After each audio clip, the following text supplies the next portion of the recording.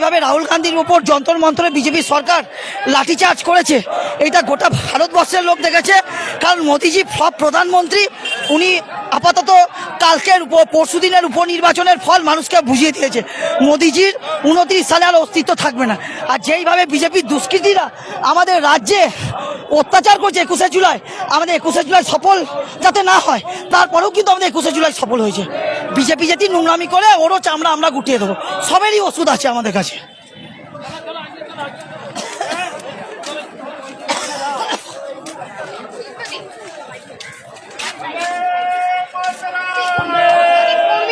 মারের সম্মুখীন হয়েছে, আক্রমণের শিকার হয়েছে, আর সেই নিয়ে আপনার প্রতিবাদ জানাচ্ছিলেন, অভিনব প্রতিবাদ বলছেন, গোলাপ ফুল এবং মেলোডি। হ্যাঁ, মানে আমাদের বক্তব্য যে এই যে সরকার এসেছে, যে সরকারের হানিমুন পিরিয়ডও শেষ হয়নি এখন বলে আমি বিশ্বাস করি, সেই সরকারই এখনই শুরু হয়ে গেল কংগ্রেসকে আটকানো। কিন্তু কি আশ্চর্য বিষয়, আমি একটু মনে করাই, আদালতের রায় ছিল মমতার ওই অনুষ্ঠানে যেন 2500-এর বেশি লোক না হয়, সেখানে লোক আসতে দেওয়া হলো, সেই লোককে আটকানো হলো না। এবং শুধু তাই নয়, যেটা করা হলো আরো বেশি জায়গা করে দেওয়া হলো। কই তাদের লোকেদেরকে তো মারধর করা হলো না।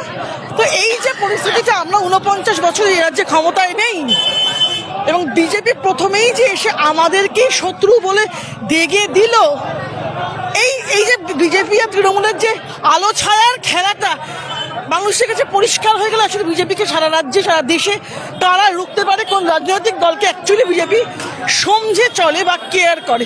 এবং এই যে ফলটা এসছে পরশুদিনকে যে ফল বেরিয়েছে, সেই ফলও বিজেপির পক্ষে খুব একটা আশাপ্রদ নয়। আমরা কংগ্রেসের আমরা চিরকালই সত্যাগ্রহ করে এসেছি, চিরকালই আমরা বলেছি যে আমাদের গান্ধীজির এটাই কথা ছিল যে যদি কেউ একটা গালে মারে আমরা একটা গাল এগিয়ে দেব।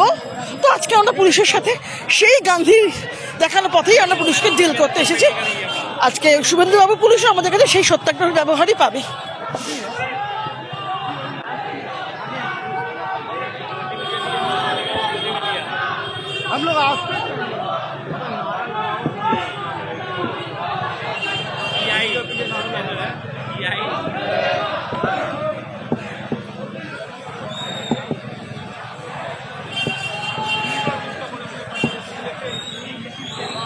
राहुल भाई आगे बढ़ो, हम तुम्हारे साथ हैं।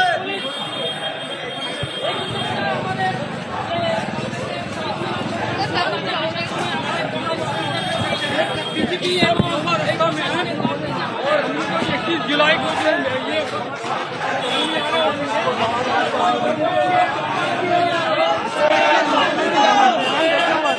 সরাসরি জি বাংলা লাইভের মাধ্যমে আপনারা দেখতে পাচ্ছেন কংগ্রেসের কর্মীরা তারা লালবাজারের উদ্দেশ্যে এগিয়ে যাচ্ছেন, একাধিক দাবিকে সামনে রাখছেন। আবারও বলবো, একাধিক দাবিকে সামনে রাখছেন তারা।